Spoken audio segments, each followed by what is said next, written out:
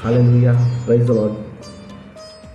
இன்றைக்கு நம் தேவ வசனத்தை நம்ம தியானிக்கும் பொழுது, இன்றைக்கு நம் ஆண்டவராகிய இயேசு கிறிஸ்து நமக்காக எதற்காக இந்த பூமிக்கு வந்தார், எதற்காக நம்மளுக்காக மறிக்கணும் அப்படின்றது ஒரு விஷயத்தை நம்ம தியானிக்க போகலாம். எதற்காக வந்தாருன்னா, நம்மளுடைய பாவங்களை சிலுவையில் சுமந்து தீர்க்கவே இந்த உலகத்துக்கு ஒரு மனித ரூபம் கொண்டு இறங்கி வந்தார். அது எப்படி வந்தார்னா, மனுஷனாகவே வந்தார். ஒரு மனுஷனுக்கு அடிபட்டானோ, குத்துனானோ, இல்லைனானோ, பேசினா துக்கிக்கும். ஸோ எப்படியெல்லாம் ஒரு மனுஷன் இருக்கிறானோ அந்த மாதிரி வந்து மனுஷன் எப்படியெல்லாம் வாழக்கூடாது, எப்படியெல்லாம் வாழணும் அப்படின்னு சொல்லிட்டு ஒரு நமக்காக இறங்கி வந்த மெய்யான தெய்வத்தை பற்றி தான் இன்றைக்கி நம்ம வசனத்தை பார்க்க போகிறோம். நம்மளுடைய வாழ்க்கையில் நம்ம அநேக தினங்கள், அநேக நாட்கள் எடுத்து பார்த்தோன்னாக்கா, நம்மளுக்காக நல்லது பண்ணியிருக்கிறது ஜனங்களை நம்ம சுற்றி பார்த்தோன்னு வச்சிங்கன்னா கொஞ்சம் பேர் தான் இருப்பாங்க. கொஞ்சம் பேர்னா எவ்வளோ பேர்னா கைவிட்டு எண்ணி பார்க்கலாம் நம்மளுக்காக நல்லது செஞ்சுருக்குறோங்க. அதே நீ கெட்டவங்க செஞ்சுருக்கிறது நீ கணக்கிலே இருக்காது. ஏன்னா யார் நம்மளுக்கு கெட்டது செய்கிறாங்களே தெரியாது. ஏன்னா மனுஷனுடைய பிறவி வந்துட்டு அந்த மாதிரி தான். அந்த மாதிரியான பிறவியுடைய மனுஷனுடைய பிறவியை எடுத்து வந்து நம் ஆண்டவராகிய இயேசு கிறிஸ்து இந்த உலகத்தில் வாழ்ந்த போது சொன்ன வார்த்தை என்னன்னா, ஒருவரை ஒருவர் நேசிங்கள், ஒருவரை ஒருவர் அன்பு கூறுங்கள், ஒருவருக்கு ஒருவர் விட்டு கொடுக்குங்கள்.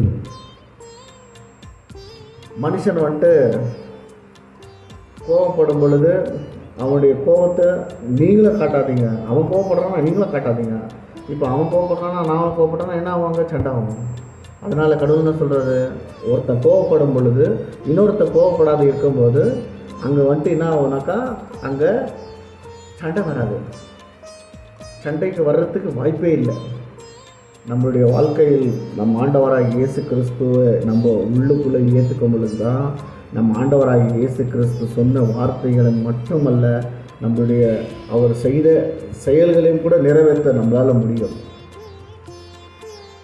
அநேக ஜனங்கள் நெருக்கிறது என்னென்னா, கடவுள் தான் எப்படி வாழ்ந்தார், நம்மளால் அப்படி வாழ முடியுமா அப்படின்னு. சரியா, நம்மளால் கூட வாழ முடியும், நம்மளால் கூட இருக்க முடியும், நம்மளால் கூட ஒருத்தருடைய நோவை குணம் படுத்த முடியும் அப்படின்னு சொல்லிட்டு ஆண்டவராகிய இயேசு கிறிஸ்து நம்மளுக்கு சொல்லியிருக்கிறாரு.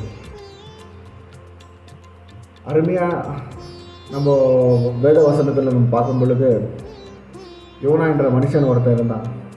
யோனாவை சொன்னார் கடவுள், நீ இங்கே போ அப்படின்னு. நான் போகிறதில்ல, நான் ஏன் போனோம், நான் போகிறதில்ல அப்படின்னு எங்கேயோ போனார் அவர்.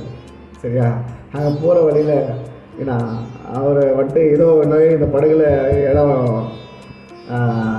இடம் பத்தலப்பா, ஏன்னா ஒன்று நீ தண்ணியில் குச்சிடு, இல்லைன்னா நீ குதிக்கலாம், நாங்களே தூக்கி போடுறோம் ஒன்று அப்படின்னு. சரியா, தூக்கி போட்டுட்டார் ஜனங்க. ஏன்னா அந்த படகுல இடம் பத்தலை அப்படின்னு சொல்லிட்டு. அது அப்படி தூக்கி போடும் பொழுது ஆண்டவர் சும்மா இல்லையே. ஆண்டவர் சும்மா உள்ள, ஆண்டவருடைய பேச்சு கேட்டவனையும் கடவுள் நேசித்தார், ஆண்டவருடைய பேச்சு கேட்காதவனையும் கடவுள் நேசித்தார். யோனா கேட்கல, ஆண்டவர் சொன்ன வார்த்தையை அவன் கேட்கல. இல்லை நான் பண்ண மாட்டேன், நான் ஏன் பண்ணோம். நம்ம வீட்டில் விட்டு ஒரு 5 பேர் பசங்க இருந்தாங்கன்னா அந்த 5 பசங்க ஒரு பசங்க ஒரு மாதிரி இருப்பாங்க. ஒரு பசங்க கோபமாக இருக்கும், ஒரு பசங்க சாந்தமாக இருக்கும், ஒரு பசங்க பேச மாட்டாங்க, ஒரு பசங்க பேசுவாங்க, ஒரு பசங்க இவையானா பேசுகிறான்ற மாதிரி, இவையா பேசுகிற மாதிரி, அந்த மாதிரி இருக்கிற சுச்சுவேஷனில் அதே மாதிரி தான் ஆண்டவர்கிட்ட வந்துட்டு நம்ம ஒருத்தர் கடவுள்கிட்ட தாழ்ந்து, அப்பா நீங்கள் சொல்லுங்கப்பா, நீங்கள் சொல்கிற இடத்துக்கு நான் போகிறேன்ப்பா.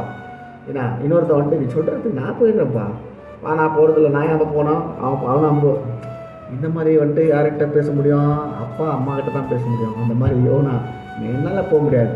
ஆனால் ஆண்டவர் நினைச்சார், நீ தான் போகணும், அதாவது உன்னால் தான் போயிட்டு அந்த மக்களை நீ மீட்க முடியும் அப்படின்னு சொல்லிட்டு. சரியா, அதனால் என்ன பண்ணார், மீனுடைய வாயில் 3 நாள் தங்க வச்சார். ஆண்டவராகிய இயேசு கிறிஸ்து உன்னை 3 நாள் ஒரு ஒரு இது வந்து அதாவது டைஜஷன் ஆகிற ஒரு மிஷின்குள்ளே 3 நாள் தங்கி 3 நாள் நீ எதுவுமே ஆகாத, எதுவுமே ஒரு விஷயம் கூட ஒரு ஒரு ஒரு சேதம் கூட அறியாமல், ஏன்னா நீ 3 நாளைக்கு அப்புறமா உன்னை கரையில் அந்த மீன் கக்குமானால் என் ஆண்டவராகிய இயேசு கிறிஸ்து எவ்வளோ வல்லமை படைத்தவர் என்று இதுலேயே உங்களுக்கு தெரியல. இப்போது நீங்கள் சாப்பிட்ட சாப்பாடு, இப்போ ஒரு மீனை முழுங்குறீங்க, முழுசாக முழுங்குறீங்க மீனை, இல்லை உயிரோடு முழுங்குறீங்க. ஏன்னா அந்த மீன் இங்கே போகிறதுக்குள்ளேயோ ஒரு மாதிரியாகி, ஏன்னா நம்மளுக்குள்ளே இருக்கிறது டைஜஷன் ஆகிடுது. அதே மாதிரி மீன் விழுங்குச்சுன்னா எல்லா விதமான விலங்குகளும், காண்டாமிருகத்தை கூட அது மீன் விழுங்கும் மூலம், ஆனால் அந்த காண்டாமிருகம் கூட அதோடைய டைஜஷன் கண்ட்ரோல் பண்ணாத அது அதுக்கு இரையாய் மாறி போகும். நான் ஆண்டவராகிய இயேசு கிறிஸ்துவுடைய வல்லமையினாலும் அவருடைய அற்புதங்களினாலும் அவர் உன்னை 3 நாள் எந்த ஒரு சேதாரமும் செய்குழி கூட இல்லாமல் உன்னை வெளியே அதாவது 3 நாளைக்கு அப்புறம் அந்த இதில் எங்கே போனோம், எந்த பட்டணத்துக்கு போனோம், அந்த பட்டணத்திலே தூக்கினது போட்டுட்டாரு. அந்த மீன் தூக்கினது போட்டுச்சு.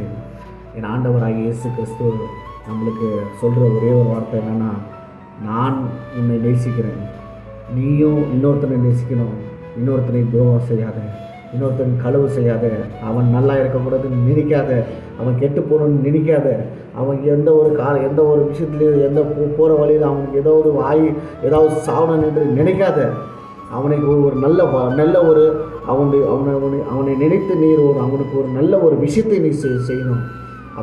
அதாவது நம்முடைய முதியோர்கள் பெரியவர்கள் எல்லாம் சொல்லுவார்கள், நீ ஒருத்தருக்கு நல்லது செய்யலைனாலும் பரவாயில்ல, ஆனால் அவனுக்கு கெடுதல் மட்டும் செய்யக்கூடாது அப்படின்னு சொல்லிட்டு நம்ம ஆண்டவராகிய இயேசு கிறிஸ்து கூட நினைக்கிற ஒரு வார்த்தை, நம்மளுக்கு சொல்கிற ஒரு வார்த்தை அதே தான்.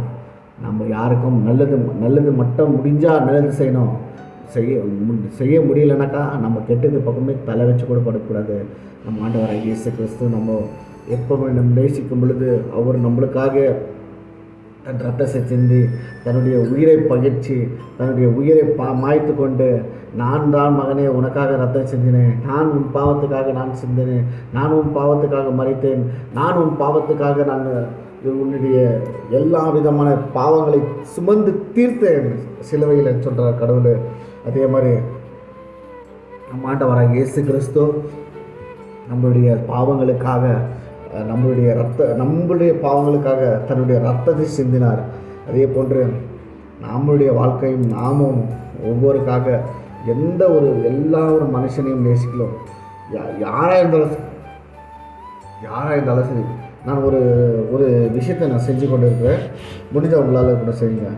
அதாவது ஒரு புக் எடுங்க, அந்த புக்கில் உங்களுக்கு பிடிச்சிங்கோ பிடிக்காதுங்கோ, அதாவது உலகத்தில் உங்களுக்கு என்னென்ன தேவை, யார் உங்களுக்கு ஜெபம் பண்ணுன்றாங்களோ எல்லாமே எழுதுங்க. ஒரு புக்கை எடுத்து எழுதுங்க. அந்த புக்கில் நல்லவங்க பேர் இருக்கணும், கெட்டவங்க பேர் இருக்கணும், உங்களுக்கு கெட்டது செஞ்சுங்களும் இருக்கணும், உங்களுக்கு நல்லது செஞ்சுங்களும் இருக்கணும். நீங்கள் யாருக்கு கடன் கொடுக்கணும் யோசிங்க. உங்களால் முடியாது, யாருக்கு கடன் கொடுக்கணுமோ அவங்களுக்கு கடன் கொடுக்க முடியாது. ஆனால் இருந்தாலும் நம்மளுடைய ஆண்டவருடைய பாதத்தில் ஒப்புக்கொடுங்க.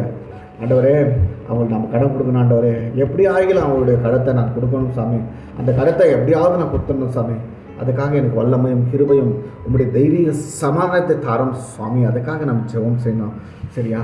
நம்மளுடைய ஆண்டவராக இயேசு கிறிஸ்துவிட்ட அன்பின் பரலோக பிதாவே, உமக்கு கோடி ஸ்தோத்திரம் சுவாமி.